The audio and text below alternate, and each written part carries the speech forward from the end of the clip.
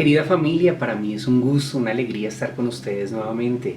El día de hoy vamos a tratar o a seguir tratando los encuentros con Jesús, solo que hoy nos vamos a concentrar en cómo Jesús transformó no solo personas, sino en el caso de hoy, la materia. Si bien es cierto, sabemos leyendo la Biblia que Jesús transformó el agua, transformó las tormentas en agua calmada, y para esto quiero que vayamos a Juan capítulo 2, donde nos relata una historia muy especial y es la historia de Jesús en las bodas de Caná. Caná, que es una población cercana en el norte de Israel, en la región de Galilea. Allí realizó Jesús su primer milagro y la historia nos cuenta, voy a leer el capítulo 2, versículos 1 al 12. Al tercer día se celebró una boda en Caná de Galilea y la madre de Jesús se encontraba allí. También habían sido invitados a la boda Jesús y sus discípulos. Cuando el vino se acabó, la madre de Jesús le dijo: ya no tienen vino. En el versículo 4 dice: mujer, ¿eso qué tiene que ver conmigo? Dijo Jesús, o respondió Jesús: todavía no ha llegado mi hora. Su madre dijo entonces a los sirvientes: hagan lo que él les ordene. Versículo 6. Allí había 6 tinajas de piedra de las que usan los judíos en sus ceremonias de purificación. En cada una cabían unos 100 litros. Jesús dijo a los sirvientes: llenen de agua las tinajas, y los sirvientes las llenaron hasta el borde. Ahora saquen un poco y llévenlo al encargado del banquete, les dijo Jesús. Así lo hicieron. El encargado del banquete probó el agua convertida en vino sin saber de dónde había salido, aunque sí lo sabían los sirvientes que habían sacado el agua. Entonces llamó aparte al novio y le dijo: todos sirven primero el mejor vino, y cuando los invitados ya han bebido mucho, entonces sirven el más barato.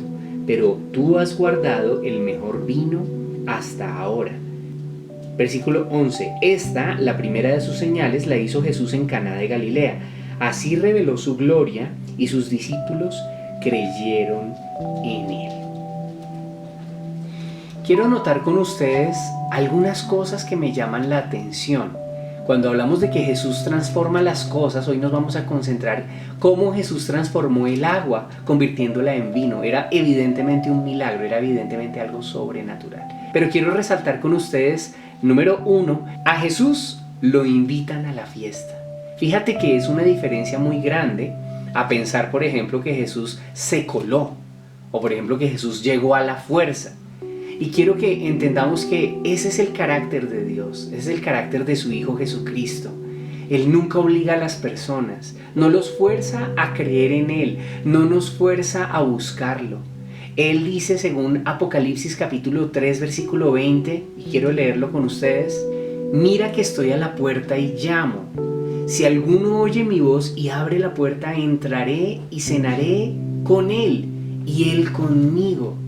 Fíjate que ese es el carácter de Dios. Él está tocando la puerta, Él está esperando a que tú lo invites, y de manera también para aplicarlo en nuestras vidas, para entender este mensaje, este primer punto, invitémoslo hoy. Si tú no has tenido ese privilegio, si tú no has tenido de pronto ese detalle con Jesús de invitarlo a tu vida, hoy quiero pedirte que lo hagas. Hoy quiero invitarte a que tú decidas contar con Jesús y decirle: Señor, ven a mi casa, ven a mi corazón y actúa en mi vida. Es lo primero que hay que hacer.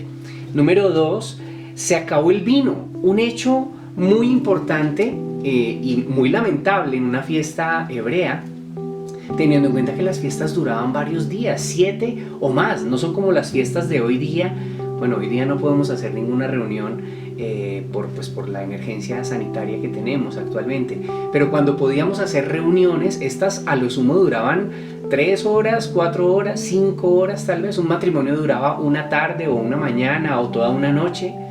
Pero estos matrimonios eran celebraciones que duraban 7, 8, 10 días, 11 días.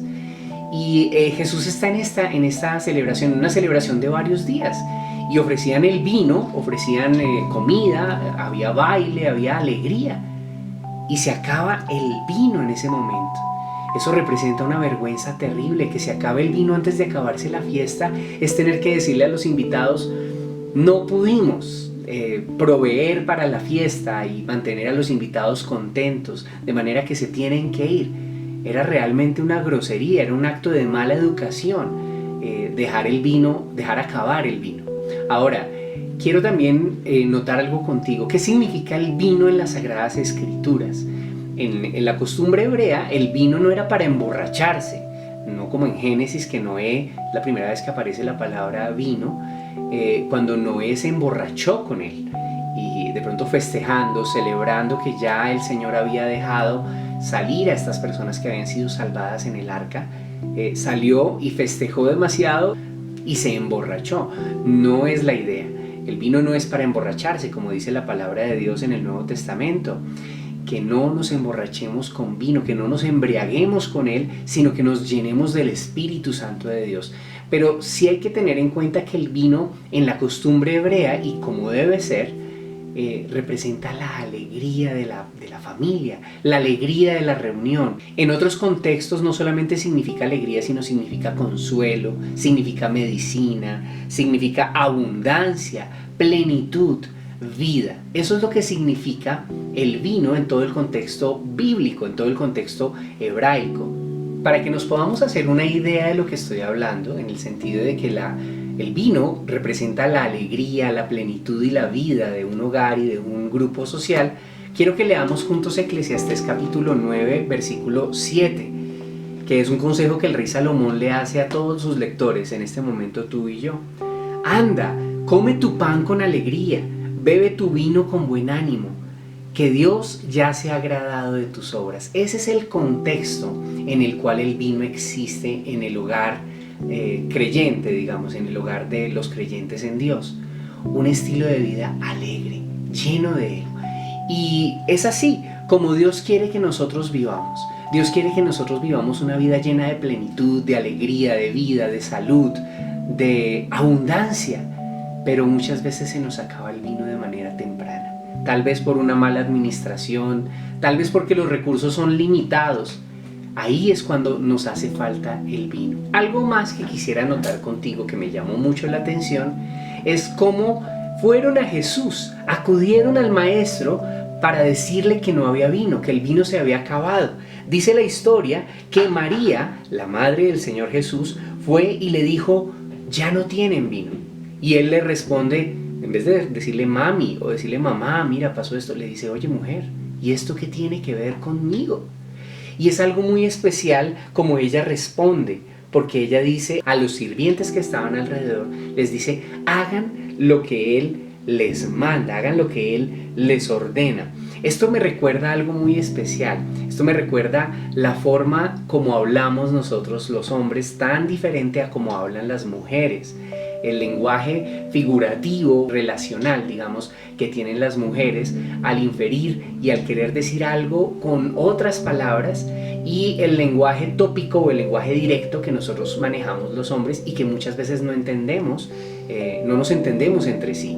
Muchas veces las mujeres quisieran que uno fuera un poco más detallista y que cogiera en el aire las frases que ellas quieren decir, de manera que cuando ellas dicen qué frío está haciendo, signifique, oye, préstame el abrigo. Oye, ¿por qué no me abres el carro y me dejas que yo esté ahí un rato?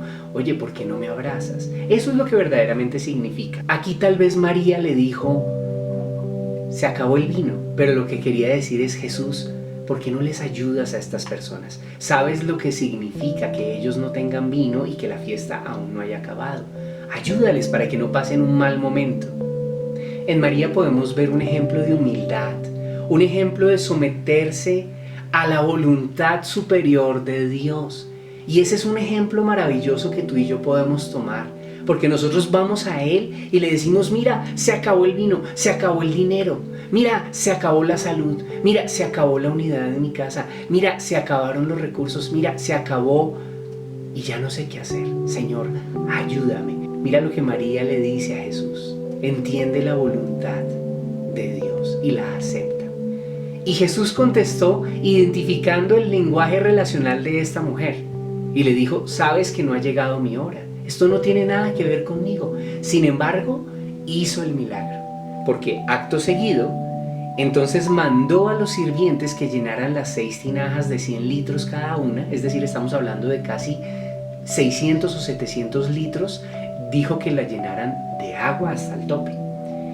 Y esto es algo que también me llamó la atención. ¿Qué significa el agua? En el contexto bíblico significa muchas cosas el agua. El fruto del Espíritu Santo, el obrar del Espíritu Santo, la llenura del Espíritu Santo, la limpieza que Dios hace a nuestras vidas. Pero en este contexto podemos entender que Dios le estaba pidiendo, Jesús le estaba pidiendo a los siervos que estaban en ese momento en la reunión que se esforzaran por llenar las tinajas. Y Él hizo lo imposible. Como dice el viejo y conocido refrán, que Dios hace lo imposible, nosotros debemos hacer lo posible. Otro refrán dice, lo fácil ya lo hice, lo difícil lo estoy haciendo, pero lo imposible solo lo hará Dios. Y eso es una invitación que también quiero hacerte hoy. Haz lo que te toca hacer. Pídele a Dios, ora, búscalo por un milagro. Y Él hará lo imposible, pero no pretendas que Él haga lo que te corresponde hacer a ti. Bueno, número 5, me llamó la atención algo muy especial. La última vez que alguien convirtió el agua en alguna cosa fue el patriarca Moisés, cuando convirtió, según Éxodo capítulo 7, versículo 21, el agua en sangre.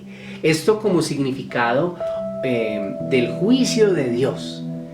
Dios no estaba contento con el pueblo de Egipto, que había subyugado al pueblo de Israel. Y para llamar su atención y para obligar al faraón a ceder, convirtió el agua en sangre. En cambio aquí vemos a Jesús convirtiendo el agua en vino. Y esto me lleva a pensar que hay una gran diferencia entre el Moisés del Antiguo Testamento, que nos muestra el juicio de Dios, nos muestra la ley de Dios que tiene que cumplirse. Y si no se cumple, entonces hay consecuencias. Y esto me muestra también a un segundo Moisés, al Moisés del Nuevo Testamento, que es Jesús, cambiando el agua, transformándola en vino, convirtiendo esto en la gracia del Señor, dándonos una oportunidad para celebrar con Él la alegría de vivir en su plenitud. Finalmente, número 6, vamos a analizar el objeto o el objetivo del milagro. Porque es que observemos en el versículo 10 lo que sucedió. Voy a leerlo de nuevo. Entonces llamó aparte el encargado de la fiesta o el maestro de ceremonias, llamó aparte al novio y le dijo, oye, todos sirven primero el mejor vino y cuando todos los invitados ya han bebido mucho, entonces sirven el más barato. ¿Eso por qué? Porque ya uno habiendo tomado mucho vino queda empalagado. Es como cuando tú comes postres, ya lo último, o cualquier otro tipo de comida, ya lo último, nada te sabe a nada. Pero este invitado no sabía, este maestro de ceremonias no sabía que Jesús había convertido el agua en vino, y ese vino era un vino espectacular. Y felicita entonces al novio y le dice, tú has guardado el vino, el mejor vino, para este momento, para el momento final. Y eso nos deja una enseñanza muy especial, y es el testimonio. Cuando ocurre un milagro, cuando Dios transforma el curso de la historia o el curso de tu vida y otras personas lo notan, la reacción natural es sorpresa, asombro. Y como lo muestra el versículo 11, también muestra la gloria de Dios. Mira, lo voy a leer. Esta es la primera de sus señales que Jesús hizo en Galilea, en Caná de Galilea. Así reveló su gloria y sus discípulos creyeron en él. Entonces aquí podemos ver 3 objetivos del milagro. En este caso, primero, la sorpresa, el testimonio de otros. Las demás personas no entienden qué es lo que está pasando. Tal vez Dios quiere sorprender a tus médicos. Tal vez Dios quiere sorprender al abogado que te está asesorando. Dios quiere sorprenderte a ti y a tu familia que no cree en Dios. Los quiere sorprender. Número 2, quiere mostrar su gloria en tu vida, en tu familia, en todos los aspectos de nuestras vidas. Y número 3, quiere que muchos crean en Él. Quiero que oremos un momento y quiero orar precisamente para que Dios transforme esa agua, ese esfuerzo humano, eso que estamos haciendo lo mejor que podemos, pero que lo convierta en vino, que lo convierta en su obra imposible para nosotros, pero para Él no. Amado Señor, te doy gracias por este momento que nos permites estar todos juntos en torno a ti. Hoy, como en ese matrimonio en Caná de Galilea, te invitamos a nuestras vidas. Queremos que tú actúes de una manera determinante, real en nuestras vidas. Hoy queremos pedirte, Señor, ayuda porque se nos ha acabado el vino. Tú sabes las falencias que tenemos, sabes los faltantes que hoy tenemos, los problemas que tenemos, los desafíos. Y te pedimos, Señor, que hagas algo, pero nos sometemos a tu voluntad. Hoy solamente no te queremos dar órdenes, sino te queremos decir, no hay vino, se acabó. Ayúdanos, ayúdanos. Haremos lo que tú digas. Haremos, Señor, lo que tú nos pongas a hacer, Señor. Haremos lo posible, lo que tenemos que hacer para que tú hagas lo imposible, lo que nadie más puede hacer, Señor. Señor, gracias por esa manifestación de tu gracia, Señor. Gracias porque mientras Moisés demostró tu juicio, que es increíble, es tremendo, eres Dios justo, eres Dios poderoso, pero también eres un Dios misericordioso. Gracias por esa gracia, por ese amor que nos muestras con este milagro, Señor, porque tú hoy quieres cambiar, transformar los hogares, las familias, Señor. Gracias, Señor, por el objetivo de esos milagros, Señor. Gracias porque tienes un plan y es primero mostrar tu gloria, sorprendernos a nosotros y que muchos que no creen, crean en ti. Yo te pido que muchos que están viendo este video que no creen, crean en ti, Señor. Derrite corazones en el nombre de Jesús. Amén. Gracias por verme y te espero en una próxima oportunidad. Dios te bendiga.